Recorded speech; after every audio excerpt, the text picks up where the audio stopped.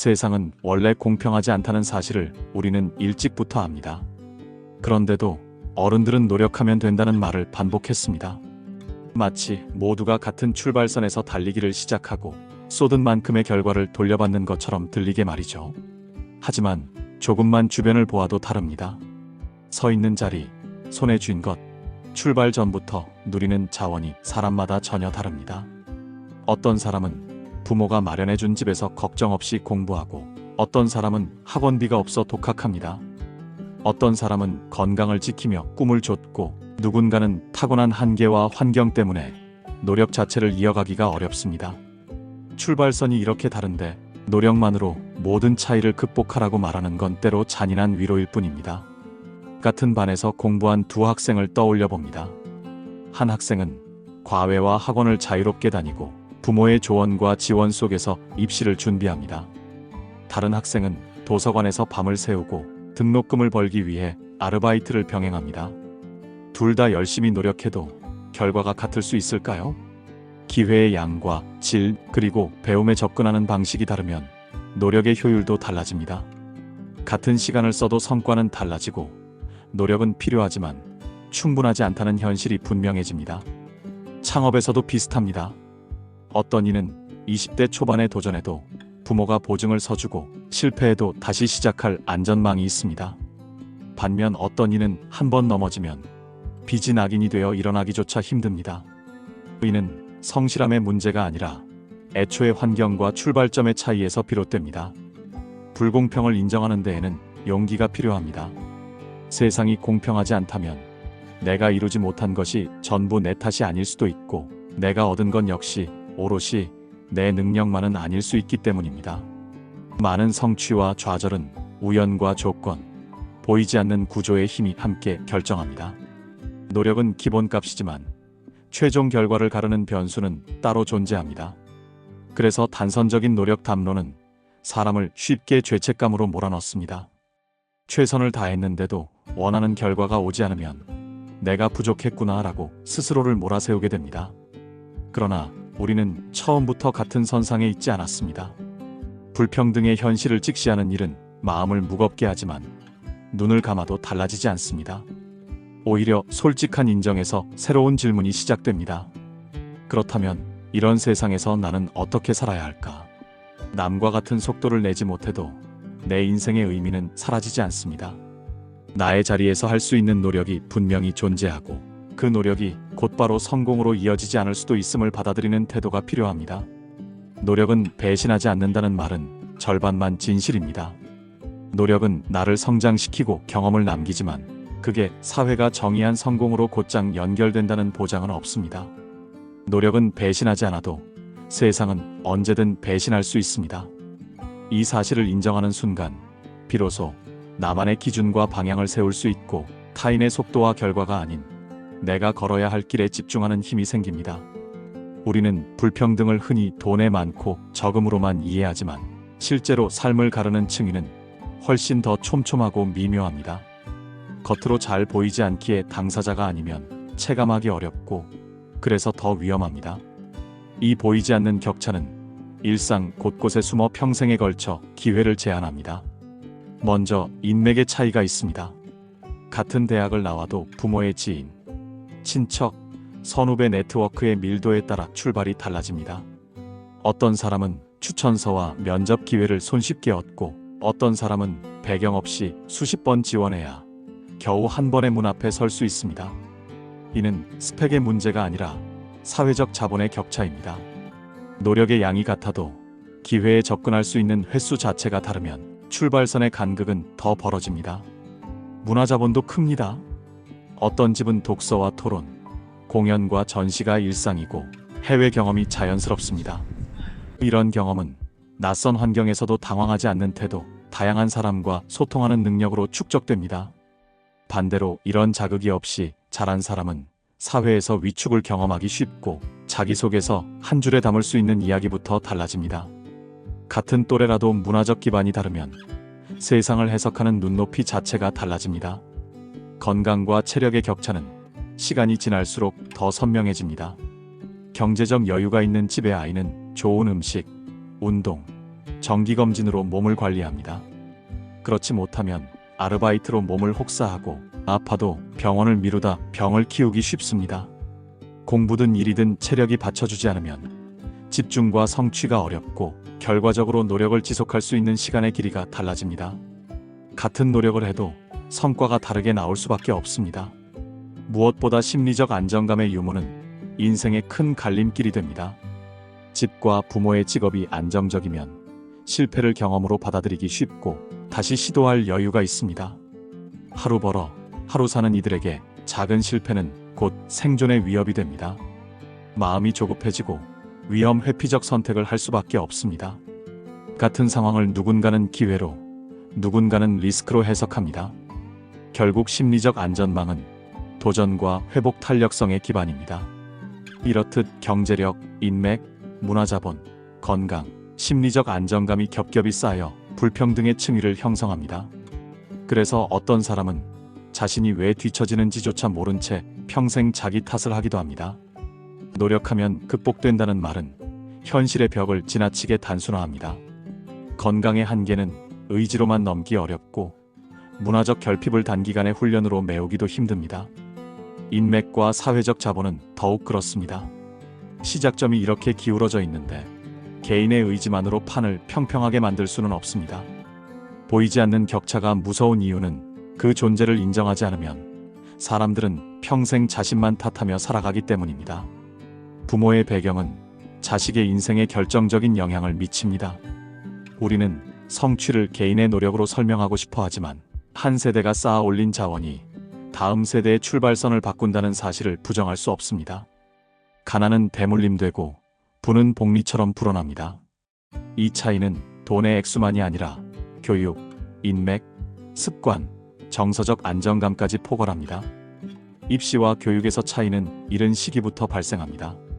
교육의 중요성을 아는 부모는 과감히 투자하고 우수한 교사와 다양한 비교과 경험을 연결합니다. 형편이 어려우면 선택지 자체가 좁아집니다. 아르바이트로 생활비를 벌며 독학해야 하는 학생과 전념할 수 있는 학생의 결과가 달라지는 건 이상한 일이 아닙니다. 주거는 삶의 안정감을 좌우합니다. 집을 물려받거나 마련해주는 부모가 있다면 자식은 높은 월세와 대출의 압박 없이 장기 계획을 세울 수 있습니다. 반대로 아무 자산이 없다면 사회 초입부터 주거비가 발목을 잡습니다. 가장 기본적인 조건에서부터 미래 설계의 깊이가 달라집니다. 네트워크 역시 세습됩니다. 부모의 사회적 인맥은 취업과 사업, 때로는 결혼까지 연결합니다.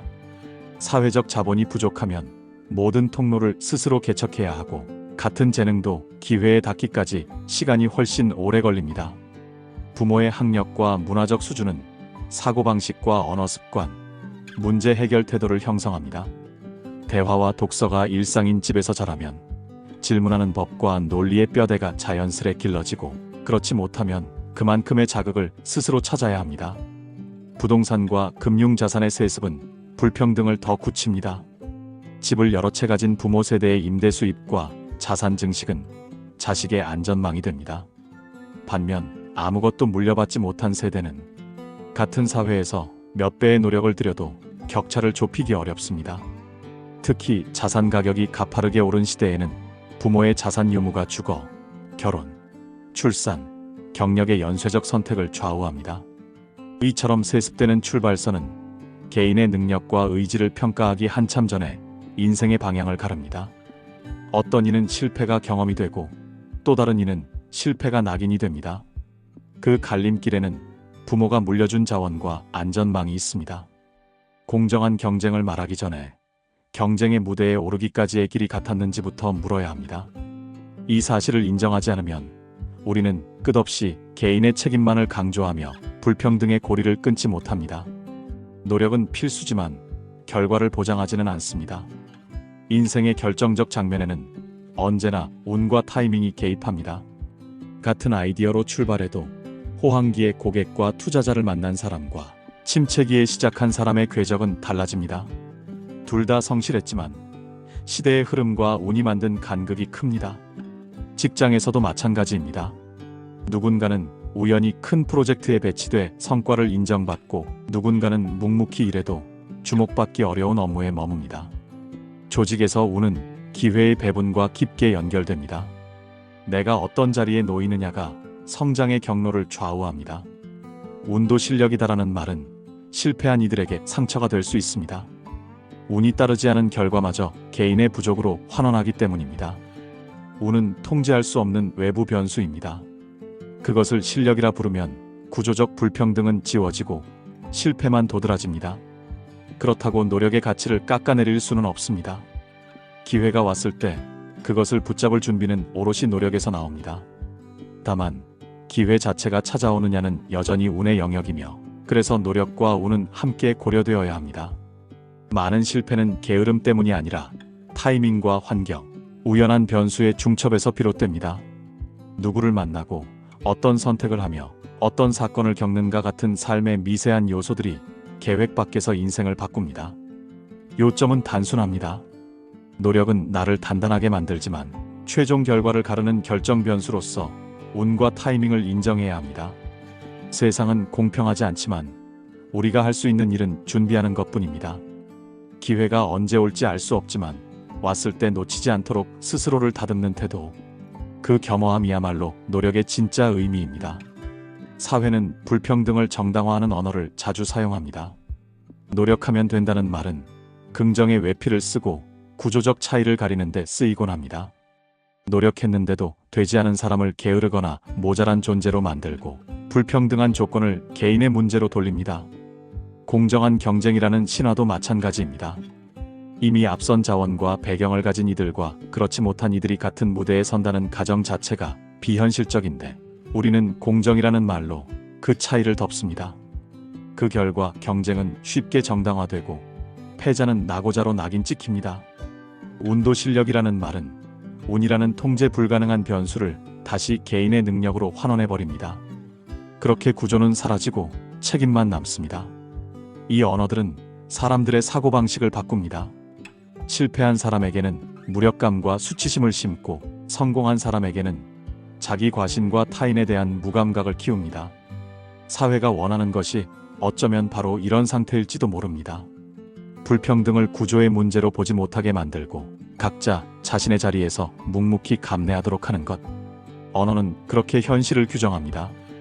그리고 결국 이 언어들은 개인의 마음에 깊은 상처로 남습니다. 내가 노력하지 않았기 때문이야 라는 왜곡된 믿음, 남과의 끊임없는 비교 속에서 움츠러드는 자존감, 성공하지 못한 자신을 끝없이 자책하는 감정이 마음속에 뿌리내립니다. 이제 우리는 개인의 내면으로 시선을 옮겨야 합니다. 남보다 뒤처진다는 비교는 스스로를 가두는 감옥이 됩니다. 노력해도 달라지지 않는 현실은 무력감을 낳고 관계 속에서는 위축되거나 왜곡된 태도로 이어집니다. 결국 수치심과 자괴감이 켜켜이 쌓이며 상대적 행복조차 빼앗기게 됩니다. 이런 상처는 단순한 감정의 문제가 아닙니다. 사람을 조급하게 만들고 스스로 가능성을 제한하게 합니다. 나는 안 될 거야 라는 자기 검열은 도전의 기회를 줄이고 관계에서도 불필요한 방어와 비교 심리를 불러옵니다. 결국 불평등은 단지 사회 구조의 문제가 아니라 개인의 성격과 삶의 태도까지 잠식해 들어옵니다. 개인의 상처는 결국 사회 전체를 흔듭니다. 계급의식이 뚜렷해지고 세대와 지역 간의 갈등이 깊어집니다. 정치적 극단화가 심해지며 서로에 대한 신뢰는 무너집니다. 불평등은 단순한 개인 문제가 아니라 사회 분열을 낳는 구조적 병리입니다. 청년 세대는 노력해도 달라지지 않는다는 체념 속에서 사회적 신뢰를 잃고, 기성세대는 요즘 애들은 노력을 모른다는 불만을 쏟아냅니다. 지역 간 불균형은 일자리와 교육, 주거 문제로 이어지며 서로에 대한 반감과 차별 의식을 강화합니다. 정치권은 이를 이용해 갈등을 부추기고 사회는 점점 더 양극화됩니다. 불평등의 문제를 해결하지 못하면 상처받은 개인이 늘어날 뿐 아니라 공동체 자체가 불신과 분열 속에서 흔들리게 됩니다. 그렇다면 우리는 어떤 태도를 가져야 할까요? 먼저 인정입니다. 세상은 원래 공평하지 않고 경쟁은 절대 완전히 공정할 수 없습니다. 이 인정이 좌절로 끝나는 것이 아니라 출발이 되게 해야 합니다. 다음은 비교 대신 방향입니다. 남의 잣대를 기준으로 삼지 않고 내가 갈 길을 정하는 일입니다. 그리고 최소한의 자립입니다. 경제적 정서적 기반을 조금씩 마련할 때 흔들림이 줄어듭니다. 마지막으로 배움과 연대입니다. 혼자는 버티기 어렵습니다. 함께 배우고 연결될 때 불평등의 벽에도 균열이 납니다. 언어는 사람을 속박할 수도 해방할 수도 있습니다. 우리는 오래도록 노력하면 된다는 말에 갇혀 있었습니다. 이제는 다른 문장을 스스로에게 새겨 넣어야 합니다. 불평등은 현실이지만 그 속에서도 우리는 살아갈 수 있습니다. 비교가 아닌 방향, 고립이 아닌 연대, 무력감이 아닌 작은 실천, 남의 잣대가 아닌 나의 기준으로 살아가려는 다짐이 우리를 조금 더 자유롭게 만듭니다. 세상이 끝내 공평해지지 않더라도 우리가 언어를 바꾸고 서로 손을 잡는 순간부터 삶은 이미 조금은 달라집니다. 그리고 그 변화는 불평등한 세상에서도 꺾이지 않고 살아갈 수 있는 우리의 힘이 됩니다.